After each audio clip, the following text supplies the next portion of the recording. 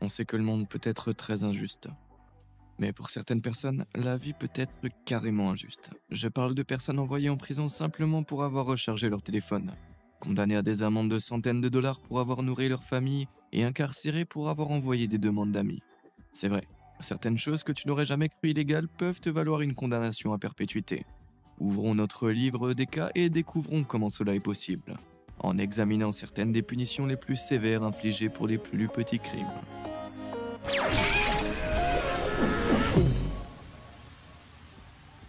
Tribunal des condamnés.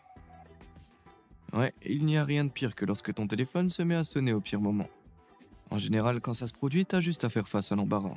Mais si tu te trouves au mauvais endroit au mauvais moment, les conséquences peuvent être bien pires. Voici le juge Robert Restaino du Niagara Falls dans l'état de New York. Le 11 mars 2005, le juge Restaino présidait la mise en accusation lorsqu'un téléphone a sonné dans sa salle d'audience. Il ne faut jamais mettre un juge en colère, et lorsqu'il a entendu la sonnerie, Restaino est devenu furieux. Il a averti le tribunal que si le propriétaire du téléphone ne se manifestait pas, toutes les personnes présentes iraient en prison pendant une semaine. Il y avait 46 criminels au tribunal pour cette séance, et bien que 45 d'entre eux étaient à leur téléphone en toute sécurité, Restaino était prêt à mettre toute leur liberté en danger. Mais personne n'a admis que le téléphone était le sien. Furieux, le juge a rappelé les 11 accusés qu'il avait déjà libérés et les a conduits tous les 46 en prison. Ceux qui n'avaient pas les moyens de payer leur caution ont été enchaînés, emmenés en bus à la prison du comté et placés en cellule. Alors comment le juge Restaino a-t-il pu s'en tirer avec une condamnation aussi insensée? Heureusement, cette fois-ci, justice a été rendue. Restaino a été dénoncé à la commission de l'État de New York sur la conduite des juges et son excuse selon laquelle son comportement était dû à des tensions dans sa vie personnelle n'a pas réussi à le sauver. Il a été licencié et sévèrement réprimandé pour son abus de pouvoir. Robert Restaino n'en est pas resté là. Trop dictatorial pour la magistrature, l'ancien juge a depuis trouvé sa place dans la fonction publique. Et c'est vrai, Robert Restaino, l'homme qui a envoyé 46 personnes en prison parce qu'un de leurs téléphones a sonné, est le maire de Niagara Falls depuis 2020. Il n'y a qu'aux États-Unis que ce genre de choses arrive. Paix sournois. Tu ne veux peut-être pas l'admettre, mais tout le monde a déjà laissé échapper un ou deux paix embarrassants au cours de sa vie. Mais est-ce que t'as déjà pensé qu'un paix pouvait te faire arrêter? Non? Eh bah détrompe-toi. Le 7 novembre 2009, un garçon de 12 ans scolarisé en Floride a fait exprès de souffler dans sa trompette pour perturber la classe, en plus d'éteindre les ordinateurs des autres élèves. On pourrait penser qu'une chose pareille te mettrait en retenue, n'est-ce pas? Eh ben pas en Floride. L'enseignant du garçon, D.C. Carden, a appelé la police et le gamin a été placé en détention pour mineur pour avoir perturbé la classe en pétant. Comment est-ce que ça peut être légal?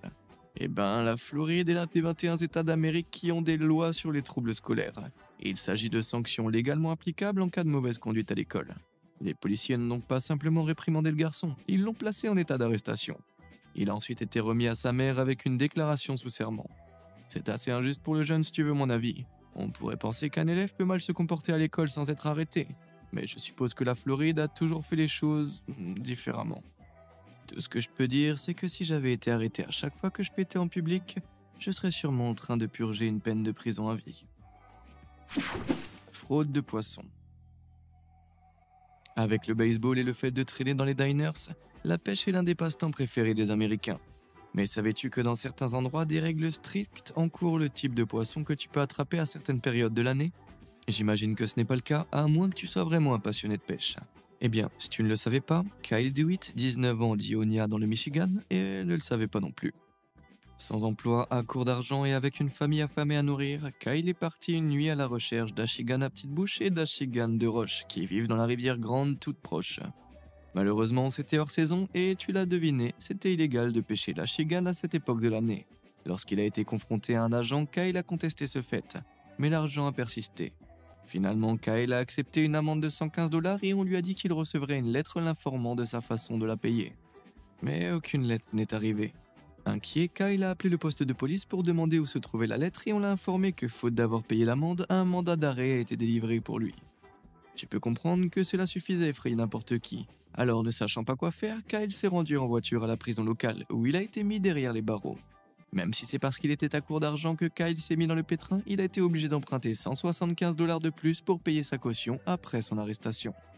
Lors d'une audience au tribunal la semaine suivante, le juge a majoré l'amende initiale de 115 $ de Kyle à 215 $. Non seulement ça, mais le juge a également exigé que Kyle paye l'amende avant la fin même de la journée. Lorsque Kyle a dit qu'il ne pourrait pas obtenir l'argent d'ici là, le juge lui a simplement demandé s'il avait une carte de crédit qu'il pourrait utiliser. N'oublie pas que c'est la pauvreté qui a mis Kyle dans cette situation au départ. Le pauvre mec n'avait pas de carte de crédit. Incapable de payer, Kyle a été condamné à 3 jours de prison. Heureusement, il a été libéré plus tôt que prévu après une intervention de l'Union américaine des libertés civiles du Michigan. Mais tout de même, être envoyé en prison pour avoir attrapé un poisson, c'est une punition plutôt sévère. En parlant de punition sévère, je suis sur le point d'en distribuer une moi-même. Je te condamne à liker cette vidéo et à t'abonner à cette chaîne. Tu l'as fait? Ok, t'es pardonné. Qui est le suivant? Scandale des saucisses. S'il y a quelque chose de plus américain que le baseball, les restaurants et la pêche, c'est bien sûr les hot dogs. Ne t'inquiète pas, à ma connaissance, personne n'a jamais été arrêté pour avoir mangé un hot dog. Quant à en voler un, c'est une autre histoire. En février 2014, Ricky Jumour est entré dans une supérette pour s'acheter une boisson. Du moins, c'est ce que tu aurais pu penser, si Ricky n'avait pas été filmé par les caméras de surveillance en train de sortir un hot dog d'une rôtisserie et de le fourrer dans sa poche. Il a payé pour la boisson, mais pas pour le hot dog, ce qui devrait lui valoir un avertissement ou une amende au mieux, n'est-ce pas? Eh bien, pas dans l'Indiana. Dans cet état, s'emparer du bien d'autrui avec l'intention de l'empêcher de s'en servir à nouveau n'est pas un délit, mais un crime. Pour ceux d'entre nous qui ne parlent pas le droit, comme Ricky avait l'intention de manger le hot dog, le crime était plus grave. Ricky s'en serait sorti si le vol de hot dog avait été son premier délit. Malheureusement, il avait été arrêté 2 ans plus tôt pour avoir volé un micro-ondes et un classeur. Par conséquent, pour une raison technique, Ricky a été envoyé à la prison du comté avec une caution fixée à 4 000 $. Je pourrais comprendre cela s'il avait volé quelque chose de cher, mais un hot dog. Ouais, ça fait cher la saucisse. Penalty pizza. Tu connais la règle des 3 coups au baseball, selon laquelle si un batteur manque 3 balles et que le receveur les reçoit, le batteur est retiré? Eh bien la Californie aime tellement cette règle qu'elle l'a inscrite dans la loi de l'État. Après la mort tragique de Kimber Reynolds en 92, son père Mike a été horrifié lorsque l'un des hommes responsables, un criminel de carrière en liberté conditionnelle, a été condamné à seulement 9 ans de prison. Mike Reynolds a donc participé à l'élaboration de la loi californienne des 3 coups pour prévenir et décourager les criminels récidivistes. Cette loi double la durée de la peine d'emprisonnement d'un délinquant s'il s'agit de sa 2e infraction, et lui inflige une peine de 25 ans à la perpétuité s'il s'agit de sa 3e infraction. Ainsi, en vertu de la loi des 3 fautes, tu pourrais finir par aller en prison pour des erreurs très mineures. C'est le sort qu'a connu Jerry Dwayne Williams en mars 1995. Williams avait déjà été condamné pour au moins 4 crimes assez terribles. En vertu de la loi des 3 fautes, il lui suffisait de commettre une nouvelle infraction pour que le quart de sa vie se déroule derrière les murs de la prison. Alors qu'a-t-il fait pour mériter cette condamnation à perpétuité? William a volé une part de pizza. Ouais, il a été surpris en train de piquer une part de pizza au pepperoni à un groupe d'enfants sur la jetée de la plage de Redondo. Alors oui, Jerry Williams n'a pas l'air d'être le type le plus gentil de la planète, mais c'est l'une des rares personnes qui peuvent dire que pour un détail technique, il passe la vie en prison pour avoir volé une simple part de pizza. Mais si tu penses que cette loi est injuste, tu n'es pas le seul. Alors que certains, dont Mike Reynolds lui-même, continuent d'y croire, ses détracteurs affirment qu'elle n'a qu'un impact minime sur la dissuasion de criminalité. En fin de compte, les critiques à l'égard de la loi des 3 fautes l'ont amené à être considérablement modifiée en 2012. Maintenant, pour être considéré comme une 3e faute, le crime commis doit être un crime grave ou violent. Que tu penses que c'est juste ou non, tu ne peux pas nier qu'une condamnation à perpétuité pour avoir volé une part de pizza est une punition sévère. Taxe sur les truands. Sécher les cours est un moyen classique de s'attirer des ennuis. Mais ça ne veut pas dire que les élèves qui font l'école buissonnière méritent d'aller en prison, n'est-ce pas? Eh bien, avant 2015, tu aurais obtenu une réponse sévère si tu avais posé la question aux tribunaux de Baytown au Texas. Frank Ward, un habitant de Baytown, était furieux après que 2 de ses petits-fils aient été mis en prison pour avoir loupé l'école. Le Texas a maintenu une loi selon laquelle le fait de manquer 10 jours de cours ou plus sur une période de 6 mois, ou 3 jours sur une période de 4 semaines, entraînait des poursuites pénales pour les adolescents. Les adolescents étaient généralement condamnés à une amende de 500 $ en plus de frais de justice. Mais les mandats d'arrêt étaient délivrés à ceux qui refusaient de payer ou qui ne pouvaient tout simplement pas le faire. Dans le cas de Frank Ward, il avait fait valoir que ses petits-fils ne pouvaient pas se rendre à l'école en raison d'une mauvaise situation familiale qui les avait amenés à déménager plus d'une douzaine de fois en 2 ans. Le dernier déménagement avait laissé les petits-fils à 20 miles de leur école, soit 3,2 km, ce qui, combiné à des options de transport public limitées, rendait leur trajet très difficile. L'un des petits-fils de Ward, qui avait 17 ans à l'époque, s'est retrouvé en prison parce qu'il n'avait pas payé les amendes qui s'élevaient à 950 $. L'autre petit-fils devait 360 $ mais n'a pas été arrêté. Le grand-père Ward a été obligé d'utiliser plus de 1399 $ de sa sécurité sociale pour couvrir les amendes. Mais il était furieux que ses petits-enfants se soient retrouvés au tribunal. Pour replacer les difficultés de la famille Ward dans leur contexte, un groupe à but non lucratif a découvert que sur 115 000 élèves envoyés au tribunal pour absentéisme scolaire en 2013, un énorme 80% d'entre eux étaient issus de familles à faible revenu. Heureusement, cette loi a maintenant été réformée. Mais tout de même, une peine de prison pour absentéisme scolaire, comme si l'école n'était pas déjà assez une prison. Charger pour charger. Les téléphones portables ont marqué tous les aspects de notre société et nous en sommes devenus totalement dépendants. Et aujourd'hui, il y a beaucoup de choses que tu peux faire avec un téléphone qui pourraient te valoir une peine de prison. Mais certaines d'entre elles sont encore plus banales que tu ne l'aurais imaginé. Le 13 novembre 2012, Darren Kersey, un sans-abri de 28 ans originaire de Floride, a été arrêté par un sergent de police de Sarasota pour avoir chargé son téléphone portable.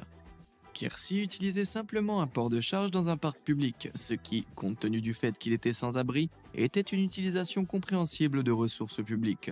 Ce n'était cependant pas l'avis du sergent de police qui a décrit Kersey en train de charger son téléphone comme un vol tout en citant bizarrement le mauvais état de l'économie comme raison de l'arrestation. Kersey n'a pas pu payer la caution de 500 $ versée après l'arrestation et a été contraint de passer la nuit en prison. Heureusement, un juge a rejeté l'affaire, invoquant l'absence de justification légale de l'arrestation. Enfin, justice a été faite. Si tu veux mon avis, c'est ce flic qui aurait dû payer une caution de 500 $ et passer une nuit en cellule pour avoir fait preuve d'une stupidité criminelle. La zone crépusculaire. Comme tu l'as sans doute remarqué, tu peux être injustement arrêté pour avoir fait des choses plutôt embarrassantes. Mais si tu penses qu'il n'y avait rien de plus embarrassant que d'être arrêté pour avoir pété, laisse-moi te présenter Lori Thiel Albuquerque au Nouveau-Mexique.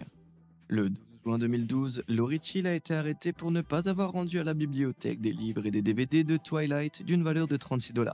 C'est exact, Twilight. La saga de fiction pour ados qui a transformé de redoutables vampires en garçons disco étincelants et des loups-garous en gars qui peuvent tomber amoureux d'enfants. Ouais. La bibliothèque a affirmé que les documents Twilight n'avaient pas été rendus depuis 2010, ce qui les a conduits à déposer un mandat d'arrêt contre elle pour défaut de restitution d'un bien locatif de moins de 200 $. Ouais, c'est une vraie loi. Alors pourquoi Lori ne les a-t-elle pas rendus? Eh bien, toutes les notifications et tous les mandats d'arrêt avaient été envoyés à la mauvaise adresse, une adresse qu'elle n'habitait plus depuis son enfance. Ce jour-là, la police s'est présentée au domicile de Lori pour enquêter sur un trouble sans rapport avec l'affaire.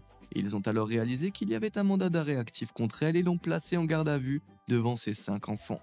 Elle a été libérée le lendemain matin moyennant une caution stupéfiante de 610 $ et a déclaré qu'elle prévoyait d'intenter une action en justice. Quant à la bibliothèque, ils avaient déjà remplacé les livres et ça c'est criminel. Jury jovial. Être appelé à faire partie d'un jury peut être très pénible, et beaucoup de gens feraient n'importe quoi pour y échapper. Tu seras peut-être surpris d'apprendre qu'il est beaucoup plus facile qu'il n'y paraît de se soustraire au devoir de jurer. En 2011, Jacob Jock a été convoqué en tant que juré potentiel pour un procès civil.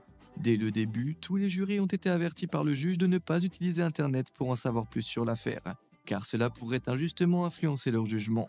En vertu du 6e amendement de la Constitution américaine, les criminels ont le droit d'être jugés par un jury impartial. Cependant, Jacob n'a pas dû s'en rendre compte, car l'une des premières choses qu'il a faites en rentrant chez lui ce soir a été d'envoyer à l'accusé une demande d'amis sur Facebook. Inquiet, le défendeur en a parlé à son avocat, et avant que la procédure ne puisse commencer, il a été immédiatement écarté du jury. Il a prétendu qu'il s'agissait d'un accident et qu'il s'était simplement renseigné sur l'accusé pour voir s'ils avaient des amis en commun. Mais pensant qu'il s'en était tiré à bon compte, Jacob a décidé, dans toute son infinie sagesse, de publier sur Facebook une mise à jour intitulée « Victoire, j'ai bénéficié d'un non-lieu, apparemment il désapprouve le fait d'envoyer une demande d'amis à l'accusé, lol ». Malheureusement pour lui, la juge Nancy Donnellan qui présidait l'audience n'a pas du tout vu le côté drôle de la chose.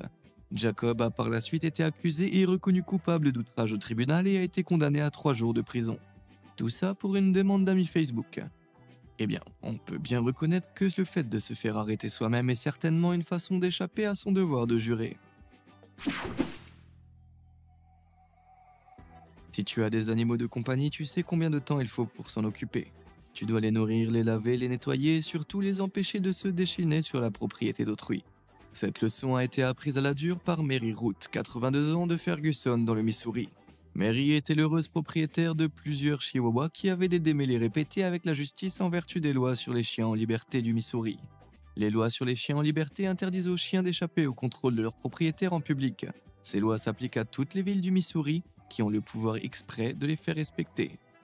Malheureusement, cette loi sur les chiens en liberté allait revenir mordre la pauvre vieille Mary comme si elle était un jouet à mâcher. Après que 6 chihuahuas se soient échappés de sa cour une fois de trop, les forces de l'ordre ont été appelées et Mary a été condamnée à une amende de 525 $ et à une audience au tribunal. Sachant qu'elle avait 82 ans et qu'elle vivait seule, c'est une punition assez sévère pour avoir laissé sortir ses chiens. Cependant, d'autres problèmes se profilaient à l'horizon. Pour des raisons médicales, Mary n'a pas pu se rendre à son audience au tribunal. Par conséquent, l'arrière-grand-mère s'est retrouvée avec 2 jours de prison et une amende de 7 000 $. Tout ça parce que ses chihuahuas se sont échappés. C'est plutôt rude, ouais. La police du parfum. Certains enfants adorent l'école tandis que d'autres ont vraiment beaucoup de mal. Sarah Bustamante, 12 ans, du Texas, faisait partie de cette dernière catégorie. Sarah avait été diagnostiquée avec un TDAH, un trouble bipolaire et souffrant d'insécurité par rapport à son poids. Tout cela fait d'elle une cible d'intimidation. Après avoir été raillée parce qu'elle sentait soi-disant mauvais, Sarah a vaporisé 2 jets de parfum sur son cou pendant les cours. L'une des brutes a reculé et a dit qu'elle sentait encore plus mauvais. Pour mettre fin à ce problème, l'enseignant responsable a décidé de faire preuve de maturité et alerter la police de Sarah. Bizarrement, la police n'a pas eu besoin d'être appelée.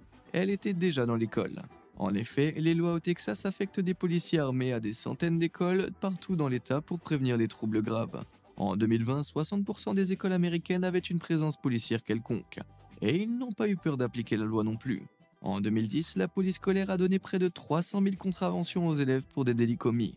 Cet avis de délit de classe C ont été remis à des enfants âgés d'à peine 6 ans et comprenaient des amendes, des travaux d'intérêt général et dans certains cas, une peine de prison.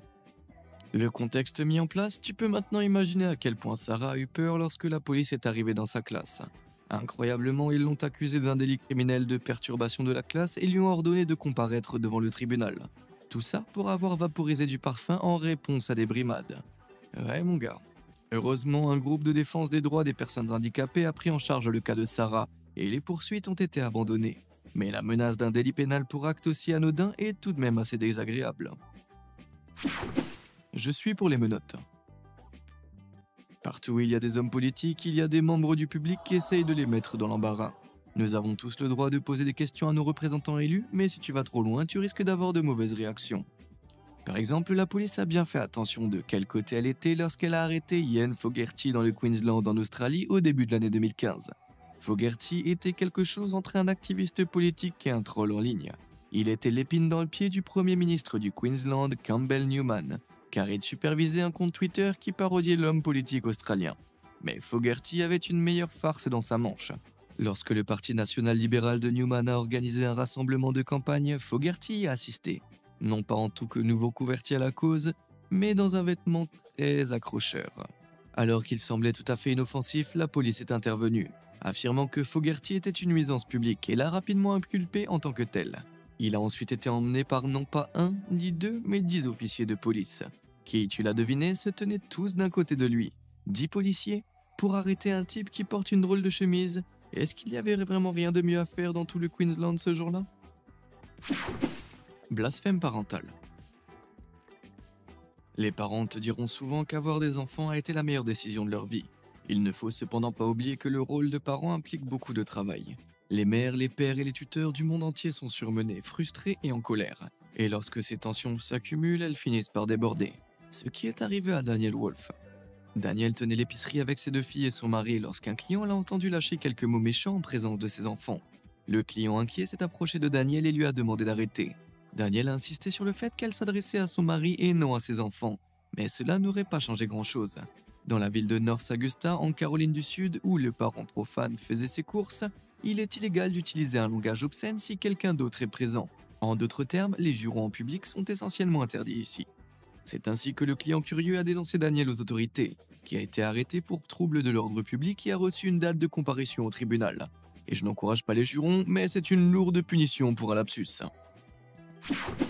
Mécréant magnanime. Au cours de sa vie, Arnold Abbott de Fort Lauderdale en Floride a reçu 2 Purple Hearts lors de son service militaire. Et dans les années 60, il a activement aidé les citoyens afro-américains à voter à une époque où de telles actions étaient très dangereuses. C'était un membre exceptionnel de sa communauté à tout point de vue. Mais il ne s'est pas arrêté lorsqu'il est arrivé à un âge avancé. Après la mort de sa femme en 91, Abbott a créé Love the Neighbor, un groupe à but non lucratif qui s'est engagé à nourrir les sans-abri de Fort Lauderdale. On pouvait trouver Abbott tous les jours sur le front de mer, distribuant de la nourriture qu'il cuisinait lui-même aux personnes qui en avaient le plus besoin. Cependant, les autorités locales avaient d'autres idées. Les arrêtés municipaux voulaient que le front de mer de Fort Lauderdale attire davantage les touristes, ce que la présence de sans-abri empêchait selon eux. Pour les chasser, elles ont donc interdit la distribution de nourriture gratuite sur la plage. Arnold, qui était alors nonagénaire, a refusé d'obtempérer. Lorsqu'il est retourné sur le front de mer avec encore plus de nourriture, la police l'attendait pour l'arrêter, le menaçant de 60 jours de prison et une amende de 500 $. Mais ça ne l'a pas découragé, et il a été arrêté et relâché plusieurs fois juste pour avoir nourri des sans-abri. Lorsqu'on l'a interrogé sur l'arrestation d'un travailleur caritatif pour en avoir nourri les sans-abri, le maire Jack Saylor a froidement commenté « Nous appliquons les lois ici à Fort Lauderdale. Même les lois injustes et punitives qu'ils viennent d'inventer, semble-t-il. » Je ne veux pas aller en prison. Qui tu épouses et quand est l'une des décisions les plus cruciales de la vie. Mais pour Justin Bundy et Elizabeth Janes, cette décision a été laissée à la loi. Le couple de Tyler au Texas avait discuté du mariage, mais pensait que ce ne serait pas une possibilité réaliste avant un long moment. Cependant, lorsqu'une altercation entre Justin et l'ex-partenaire d'Elizabeth a dégénéré, le couple s'est retrouvé dans une salle d'audience face au juge Randall Rogers, autrement connu sous le nom de Cupidon de salle d'audience. Le juge Rogers a posé un ultimatum à Justin, 15 jours de prison ou une condamnation à perpétuité dans le mariage. C'est exact, l'alternative à la prison proposée par le juge Rogers était un mariage impromptu auquel le couple devait s'engager dans les 30 jours. Les personnes présentes au tribunal ont été choquées, mais craignant une peine de prison, Justin a accepté de demander une licence de mariage. Bien sûr, ce n'était pas le mariage que le couple, qui était ensemble depuis environ 1 an, envisageait pour lui-même. Leur rêve d'un mariage printanier avec des robes blanches et des costumes élégants a été anéanti en faveur d'un débardeur blanc, d'un polo bleu et de lumière fluo d'un tribunal civil. Bien que la légitimité du juge Rogers ordonnant aux accusés de se marier ait été remise en question par les experts juridiques, Justin et Elizabeth se sont mariés. Cependant, ils admettent tous les jours que si Justin était allé en prison, il n'aurait pas pu payer le loyer de leur maison commune. Et heureusement, 1 an après le mariage, ils prévoyaient déjà une cérémonie de renouvellement des vœux. Si tu veux mon avis, nous devrions laisser passer encore 15 anniversaires et leur demander ensuite s'ils ont pris la bonne décision. Je veux dire que tous ceux qui ont été mariés aussi longtemps te diront que la sentence du juge Rogers est beaucoup plus sévère qu'elle n'en a l'air. Le monde est parfois injuste. Laquelle de ces punitions te semble la plus injuste d'entre toutes? Peut-être penses-tu que certaines de ces personnes méritaient les conséquences de leurs actes? Quel que soit ton avis, dis-le moi dans les commentaires ci-dessous. Comme d'habitude et jusqu'à la prochaine fois, merci de nous avoir suivis.